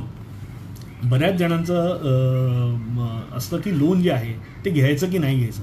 तर मला जर विचारलं, तुम्ही नोकरी करा किंवा व्यवसाय करा आणि घराचं जर तुम्हाला लोन मिळत असेल, हाऊसिंग लोन मिळत असेल, ते जास्तीत जास्त हाऊसिंग लोन घेणं हे सगळ्यांसाठी सोयीचं आहे. आपला मराठी माणूस आपण बरेच वेळेला असा विचार करतो की शक्यतो मला लोन घ्यायचं नाही आहे, मला स्वतःच्या पैशातनं हे घर घ्यायचं आहे किंवा कोणती इन्व्हेस्टमेंट करायची.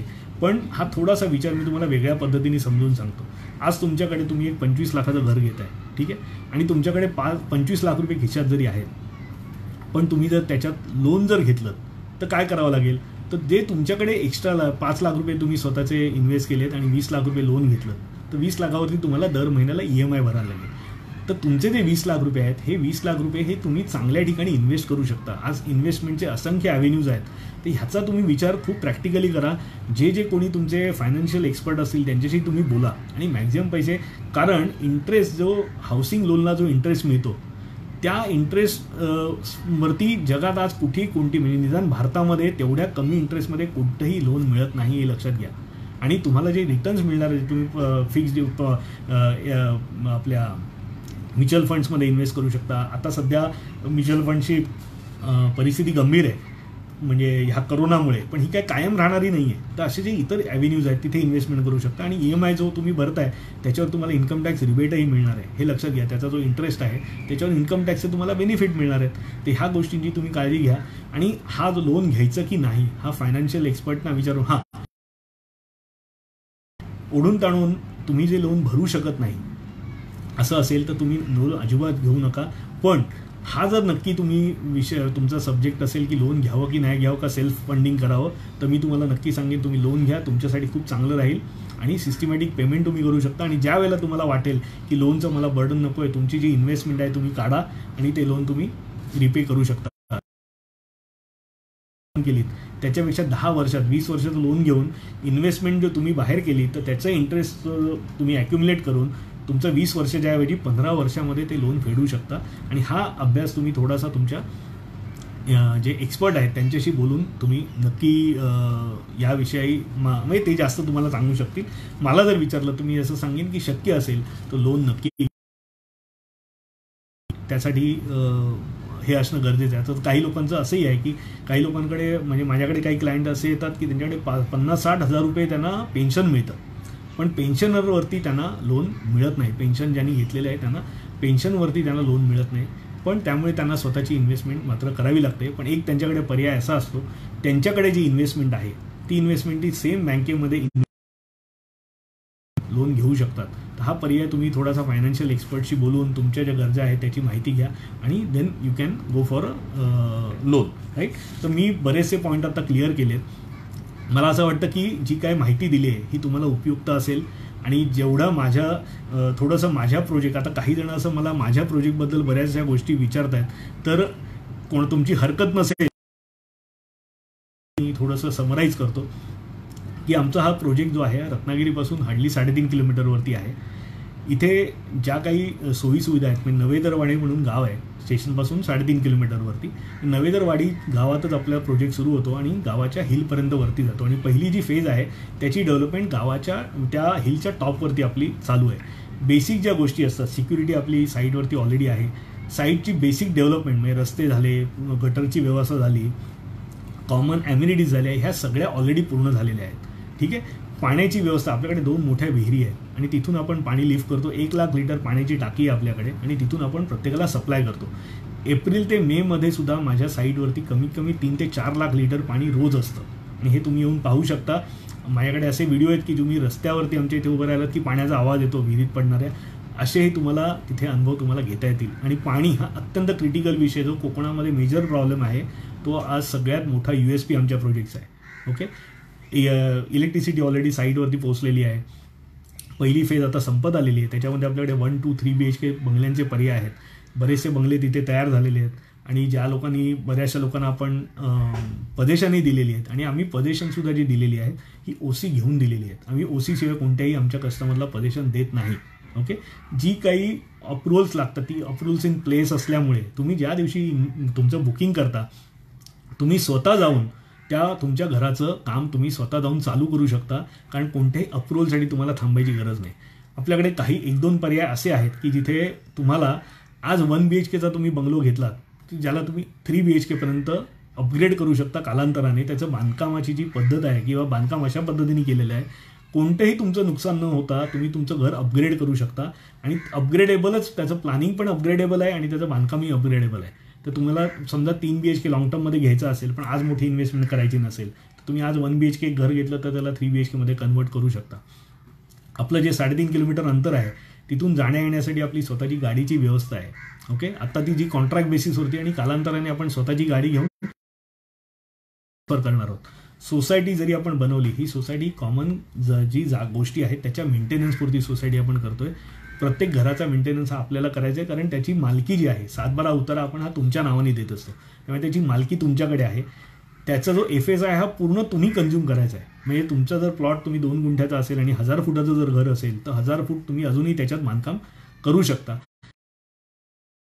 गरज नाही कारण कन्व्हेन्स हा तुमच्या नावाने 7-12 उतारा हा इमिजिएटली तुमच्या नावाने आपण करून देतो. आपण फक्त साठेखत करत नाही, आपण त्याची प्रॉपर खरेदी खत करून तुमच्या नावाने 7-12 त्या घराचा करून देतो OC घेऊन. बरोबर आहे. त्यामुळे तुम्हाला कोणत्याही गोष्टीसाठी नंतर कुठेही जायची गरज नाही आहे. जाण्याचा मी तुम्हाला विषयाबद्दल सांगितलं. जाण्यानं सोयीचं आहे. म्हणजे आमच्या इथे लोक ॲपवरती बघतात ट्रेन कुठच्या स्टेशनला आहे आणि आधीच्या स्टेशनवरून इतकं ते जवळ आहे कारण 10 मिनिटं लागतात हार्डली पोचायला. ज्या खाण्यापिण्याच्या वस्तू आहेत या सगळ्या आपल्याकडे अवेलेबल आहेत. तुम्हाला घरगुती जेवणपासून ते चायनीज जेवणपासून पंजाबी म्हणाल तर डॉमिनोज पिझ्झा तुम्हाला घरपोच मिळू शकतो. ही एक बेस्ट सोय आहे कारण 2 किलोमीटर तुम्ही बाहेर गेलात की ही सगळी चांगली चांगली हॉटेल्स आहेत आणि घरगुती जेवणाची ठिकाणं आहेत आणि तिथून आपल्या साईडवरती रेग्युलर मागवलं जातं. त्याच्यानंतर की अत्यंत बेसिक प्राईज आपण घेतो आणि महिन्यातनं एकदा तुमच्या घराचं अंतर्गत क्लिनिंग आपण केलं जातं. ऑन कॉल बेसिसवरती वर्षातून 2 वेळेला. म्हणजे तुम्ही फोन करून सांगितलं की मी आज येणार आहे ह्या तारखेला तर त्याच्या आदल्या दिवशी ती पूर्ण साफसफाई करून ठेवली जाते. आपल्या प्रोजेक्टमध्ये खूप सुंदर दत्त मंदिर आपलं पूर्ण झालेलं आहे. गेल्या दत्त जयंतीला आपण त्याची पहिली पूजा केली आणि अप्रतिम असं देऊळ झालेलं आहे. म्हणजे अगदी तुम्ही प्रोजेक्टला जेव्हा याल तेव्हा तुम्हाला देऊळ बघायला तर खूप आवडेल. तिथे आपण सगळ्या बेसिक ज्या ॲम्युनिटीज आहेत त्या सगळ्या तयार करून ठेवलेल्या आहेत. बंगल्यांचं बांधकाम उत्कृष्ट दर्जाचं आहे आणि हे मी तुम्हाला काही लोकांनी व्हिडिओ पाहिलेले आहेत, फोटो पाहिलेले आहेत आणि स्वतः साईटवरती पाहून तुम्ही त्याची खात्री करू शकता. वॉटरप्रूफिंगसाठी आपण काय काळजी करतो त्याची तुम्ही खात्री करून घेऊ शकता. आपल्या ह्या प्रोजेक्टमध्ये 15 लाखापासून ते 55 लाखांपर्यंत असे ऑप्शन्स आहेत. त्याची माहिती तुम्हाला जशा पद्धतीने जे तुमचं बजेट असेल किंवा जे तुमची रिक्वायरमेंट असेल 1, 2, 3 BHK तुम्ही आम्हाला कळवलं तर त्याप्रमाणे आम्हाला तुम्हाला माहिती देता येईल. तर ही झाली माझ्या प्रोजेक्टबद्दलची माहिती. आता त्याच्या व्यतिरिक्त तुम्हाला काय माहिती हवी असेल तर मी तुम्हाला आमचं प्रोजेक्ट सारस्वत बँक आणि HDFC बँकेने अप्रूव्ह केलेलं आहे. त्यामुळे लोनला कोणत्याही अडचणी येत नाहीत. तुम्हाला कोणत्याही गोष्टीचे लिगल हॅसल्स नाही आहेत. सगळ्या गोष्टी जशा असायला हव्यात तशा आहेत. तर लोक एन्जॉय करतात. म्हणजे आता एक स्टोरी तुमच्याशी शेअर करतो की आता आमचे क्लायंट आहेत आणि ते नेमके 22 तारखेच्या सुमारास पूर्ण फॅमिलीला घेऊन तिकडे राहायला गेले होते आणि फिरायला. तर आमचे क्लायंट, मी सांगत होतो की आमचे क्लायंट की जे नेमके 22 तारखेच्या सुमारास आपल्या फॅमिलीला घेऊन तिकडे गेले होते आणि त्याचनंतर जो लॉकडाऊन झाला त्याच्यामध्ये त्यांना तिथे अडकून राहिले ते. पण he is enjoying his life. कारण आम्हालाही कल्पना नव्हती की ते एकटे ते राहत आहेत तिथे साईडवरती, त्यांच्या फॅमिली सगळं राहत आहेत, एन्जॉय करतायत, त्यांचं काम करू शकतात. कारण इंटरनेट कनेक्टिव्हिटी खूप चांगली असल्यामुळे त्यांना वर्क फ्रॉम होम दिलेलं आहे आणि ते तिथे घरी बसून त्यांच्या खूप स्वतःचं काम करतात आणि he is enjoying his life. आणि त्यांनी तर सांगितलं आम्हाला की मी परत येणारच नाही आहे. जरी लॉकडाऊन लगेच सुटला तरी सगळ्या गोष्टी स्थिर स्थावरपर्यंत मला यायचं नाही कारण माझं सगळं छान चाललं आहे, मला इथे खूप मजा येते आणि I am enjoying. So that is a best part about. म्हणजे ज्या गोष्टीसाठी आपण करतो, आपण एखादा प्रोजेक्ट आम्ही केल्यानंतर जेव्हा मला अशा पद्धतीचे लोक रिप्लाय देतात त्यानंतर खूप आनंद होतो. बरोबर आहे. तर मी बऱ्यापैकी तुम्हाला माहिती दिलेली आहे. याच्या व्यतिरिक्त तुम्हाला काय माहिती हवी असेल तर मला नक्की हे मेसेज पाठवा. तुमचे काही प्रश्न असतील, आता काही लोक विचारतात, मी काही प्रश्न घेतो जे मला पटापट समोर दिसत आहेत की बंगलोची कॉस्ट. सर मी तुम्हाला बंगलोची कॉस्ट जी आहे, वैभव सर विचारत आहेत बंगलोची कॉस्ट काय आहे. त्याच्यामध्ये असंख्य ऑप्शन्स आहेत, ते मला इथे सांगणं शक्य होणार नाही. पण 1 BHK आपल्याकडे 15 लाखामध्ये आहेत, 25,76,000 आहेत. त्यानंतर 2 BHK जे आहेत आपल्याला 37 lakhsपासून ते 45 lakhsपर्यंत ऑल इन्क्लुझिव्ह असे त्याचे प्राइजेस आहेत. 3 BHK जर हवा असेल तर साधारण 49 lakhs to 55 lakhs अशा पद्धतीचे बंगलो आपल्याकडे अवेलेबल आहेत. अजून कोणाला काही विचारायचं आहे अपार्ट फ्रॉम प्राइसिंग? आणि मला असं म्हणायचं की माझ्या प्रोजेक्टची माहिती विचारण्याच्या ऐवजी तुम्हाला जे काही बेसिक प्रश्न म्हणजे कोकणात घर घेताना काय काळजी घेतली पाहिजे ह्या संदर्भात काय असतील तर मला नक्की विचारा, कारण इतर लोकांशी सुद्धा ते शेअर होईल आणि त्यांचे काही जे शंका असतील त्यासुद्धा त्याच्यामुळे पूर्ण होतील. तर काही मला प्रश्न जर मी घेऊ शकलो तर आनंद होईल मला.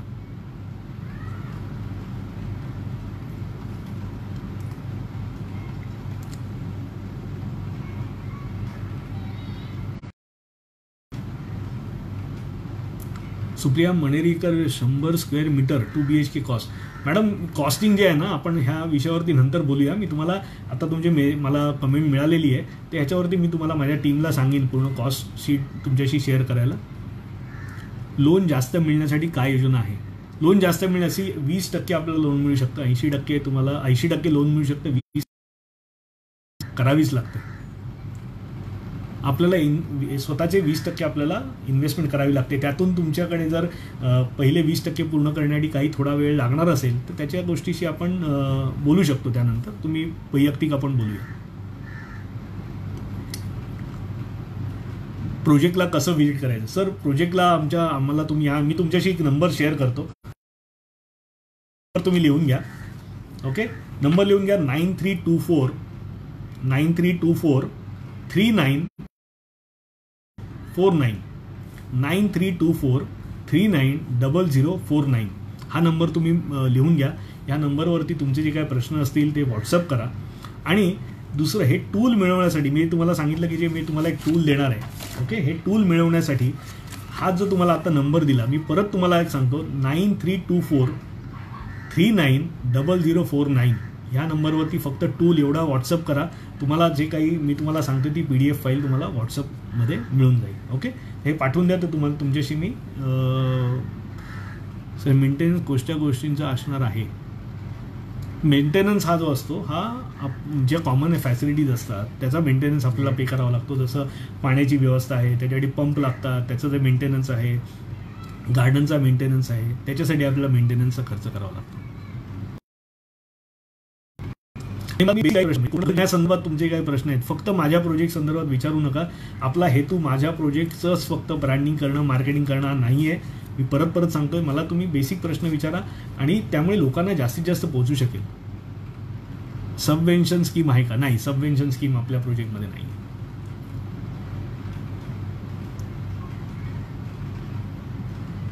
पदेशन आपण साधारण वर्षभरामध्ये देतो. जेव्हा तुम्ही बुकिंग करता त्यानंतर वर्षभरामध्ये आपण तुमचं पदेशन देतो. आता करोनाच्या संकटामुळे काय किती वेळ जाईल किंवा काय हे सांगता येणार नाही, पण जनरली आपण एका वर्षावर आत्तापर्यंत जेवढे दिले ते एका वर्षापर्यंत आपण पदेशन दिलेली आहे. 15 लाख बंगलो इंडिपेंडंट नाही आहे. 15 लाखाचा जो बंगलो आहे हा ट्विन बंगलो आहे. त्याच्यामध्ये 900 स्क्वेअर फीटचा प्लॉट आणि 450 स्क्वेअर फीटचं घर असणार आहे. उत्तम बांधकाम आहे, भरपूर मोठा टेरेस आहे.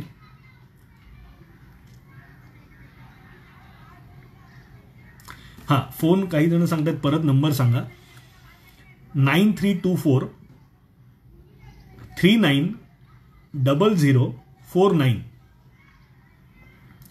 आणि हा तुम्ही चैतन्य सृष्टी नावाने सेव्ह करा. सोनाली मॅडम यांच्याशी तुमचं बोलणं होईल, ती तुम्हाला व्यवस्थित सगळी माहिती देईल. ओके, फोन नंबर कळला का सगळ्यांना? 9324 390049.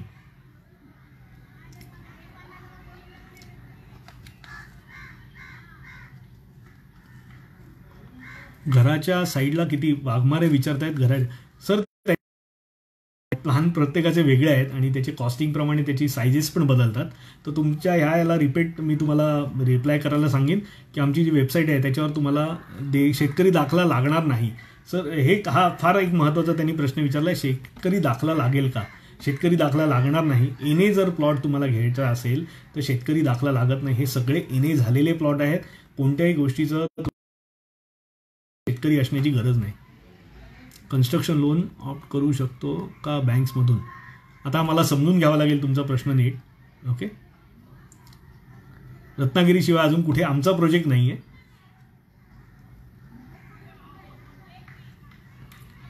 अमाऊंटबद्दल तुम्हाला वेगळी माहिती सर दिली जाईल. अमाऊंट कसे आहेत की कशा पद्धतीचं कॉस्ट तुम्ही घेतलेली आहे त्याच्यावरती 939049. पल्लवी मॅडम विचारतायत व्हॉट्सअपवरती माहिती. येस, व्हॉट्सअपवरती तुम्हाला माहिती मॅडम दिली जाईल. अजून काही तुमचे प्रश्न काही स्पेसिफिक आहेत? आता मला एक छोटंसं माझी रिक्वेस्ट आहे, सगळ्यांनी जेवढे लोक साधारण 100च्या वरती लोक मला पाहतायत इथे, तर मला जर माझं जे आपण काही प्रयत्न केलेला आहे हा तुम्हाला मुळात तुमचा वेळ जो मी घेतलेला आहे तो तुम्हाला त्याची व्हॅल्यू वाटते का? जर वाटत असेल तर मला प्रत्येकाने येस सांगा, माझाही हुरूप वाढेल आणि ह्याच्यावरती ह्याच्यानंतर काहीतरी अजूनही चांगलं तुमच्यापर्यंत घेऊन यायला आवडेल. जर कळवलं की माझा मी जे काही तुम्हाला सांगितलं ते तुम्हाला पटलंय का सगळं, आणि ते त्याच्यामुळे तुमच्या आयुष्यामध्ये, आणि सगळ्यात महत्त्वाचं म्हणजे तुमचं घर घेण्याचं स्वप्न तुम्ही लवकरात लवकर पूर्ण करू शकत आहात का, किंवा तुम्हाला करताना त्याचा उपयोग होईल का, तर आपण हा जी काही मेहनत केली त्याचा काहीतरी त्याला काहीतरी किंमत आहे मेथड काय खरं सांगायचं होतं. तर मला सांगा की तुम्हाला हा कार्यक्रम आवडला का, आणि तुम्हाला कोकणात घर घेण्यासाठी ह्या कार्यक्रमामुळे मदत होणार आहे की नाही.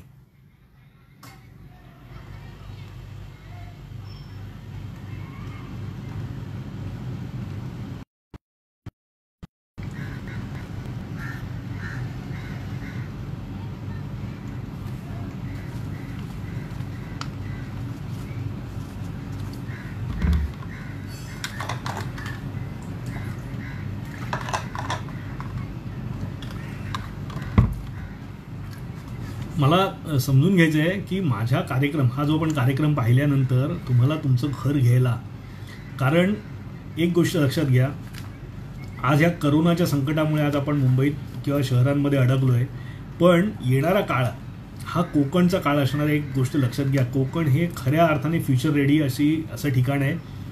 तर तुम्ही कोकणात कुठेही आज जी इन्व्हेस्टमेंट कराल, तुम्ही मार्क माय वर्ड, तुम्हाला असं वाटेल की त्यावेळेला आपण योग्य निर्णय घेतला म्हणून आज माझं आयुष्य सुखी. आणि जे आत्ता निर्णय घेणार नाहीत ते त्यांना 5 वर्षानंतर असं वाटेल की आपण मूर्खपणा केला, की कोकणात 5 वर्षापूर्वी जर मी इन्व्हेस्टमेंट केली असती तर खूप बरं झालं असतं. खऱ्या अर्थाने लक्षात घ्या, आज कोरोनानंतर जग खूप बदलणार आहे. सगळ्यात महत्त्वाचं काय होणार आहे मी तुम्हाला सांगतो, की ज्यासाठी तुम्ही तुमचे पूर्वज शहर सोडून आले ते प्रॉब्लेम आज राहणार नाही आहेत. शिक्षण आज कोकणात प्रॉब्लेम नाही आहे, रोजगाराच्या संधी कोकणात प्रॉब्लेम नाही आहे, कारण तुम्ही कुठेही काम जगाच्या कोपऱ्यावरती कुठेही काम करा, तुम्ही ते कोकणात बसून करू शकणार आहात. येणारा काळ हा वर्क फ्रॉम होमचा काळ असणार आहे. असंख्य कंपनींनी ऑलरेडी त्यांचे नियम तसे बनवायला, तशी सिस्टीम उभी करायला घेतलेली आहे, कारण करोनाच्या संकटानंतर एक चांगली त्यांना एक खूप मोठी अशी शिकवण मिळालेली आहे की लोकांनी घरून बसून काम करणं, नाही तर माझा धंदा बंद होऊ शकेल. त्यामुळे एक गोष्ट तुम्ही काळजीपूर्वक लक्षात घ्या, येणारा काळ देशाच्या, शहरांच्या, राज्यांच्या सीमा संपणार आहेत. या सीमांचं महत्त्व राहणार नाही. तुम्ही कुठे राहता ह्याला महत्त्व असणार नाही आहे. जगाच्या कुठच्याही कोपऱ्यातून तुम्ही कुठच्याही जगाच्या कंपनीमध्ये काम करू शकता, तुमच्या सेवा तुम्ही पुरवू शकता. त्यामुळे एक गोष्ट लक्षात घ्या की कोकणामध्ये आत्ताची ही खूप चांगली संधी आहे की जिथे सगळ्या बेसिक गोष्टी जर विचार केला, सगळ्या महत्त्वाच्या म्हणजे गरजेच्या वस्तू, पाणी वाहून जातं, थांबवता येत नाही म्हणून कमी आहे हे सोडून द्या, पण सगळ्यात जास्त पाऊस कोकणामध्ये होतो. एवढा चांगला समुद्रकिनारा आहे, इतकं सुंदर आपल्याला निसर्ग सौंदर्य आहे की जिथे तुम्ही आज मुंबईमध्ये 10 तास काम करणं, आज मुंबईत तुम्ही जरी ₹1,00,000 दिवसाला महिन्याला कमवलेत ना, आणि तिथे ₹30,000 घ्या, कारण तिथे तुम्ही तुमच्या आयुष्य चांगलं जगू शकता, तू क्वालिटी लाईफ जगू शकता. आज आपल्या मुंबईत राहणाऱ्या किंवा शहरात राहणाऱ्या माणसाला क्वालिटी राहिली नाही आहे कामाला. त्याचा बराचसा वेळ जाण्या येण्यामध्ये, बसमध्ये, ट्रेनमध्ये जात असतो. कुटुंबाला त्यांना वेळ देता येत नाही. आज कोकणातला माणूस, तुम्ही कोकणात काम करून एखाद्या मोठ्या मल्टीनॅशनल कंपनीमध्ये सिंगापूरमधल्या काम कोकणात बसून करू शकणार आहात आणि उरलेला वेळ आपल्या फॅमिलीबरोबर निसर्गाच्या सोबत घालवू शकणार आहात. तर ही खूप चांगली संधी आहे, सोडू नका. आणि लवकरात लवकर तुम्ही कोकणवंत व्हा. कोकणवंत ह्या शब्दाचा अर्थ तुमच्या दृष्टीने जो वाटतं की जो माणूस ज्या कोकणावरती विश्वास आहे, कोकणावरती प्रेम आहे, कोकणाचा अभिमान आहे आणि स्वतःचं कोकण न सोडता ज्या माणसाने कोकणाशी कनेक्टेड राहिला आणि आपलं आयुष्यात काहीतरी क्रिएट केलं, हा खरा कोकणवंत मी समजू शकतो. तर तुम्ही पण लवकरात लवकर कोकणवंत व्हा. असा विचार करा की मुंबई जरी सोडायची, कोकणात जाताना काळजी करून जाऊ नका.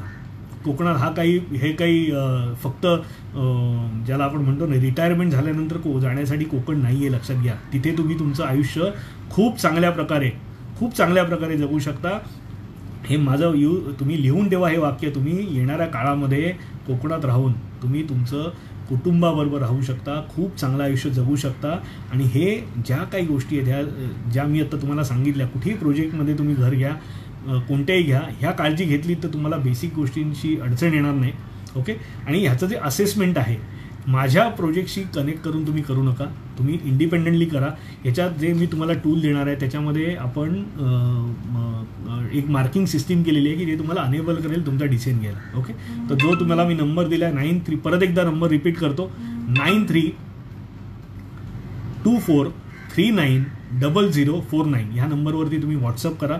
तुमच्या ज्या काही शंका असतील त्या व्हॉट्सअप करा, किंवा नुसतं टूल एवढं जरी लिहून पाठवलं तर आम्ही तुम्हाला हे जे काही टूल आहे तुम्हाला आम्ही शेअर करू, की जेणेकरून तुम्ही जेव्हा कुठे प्रोजेक्ट बघायला जाल तुम्हाला त्याचा उपयोग होईल. आणि एवढं बोलून आणि एक शेवटचं एक दोन आपण हे घ्यायचे का प्रश्न, कोणाला काही प्रश्न असतील, नाहीतर आपण हा कार्यक्रम थांबवूया आता, काही प्रश्न असतील तर.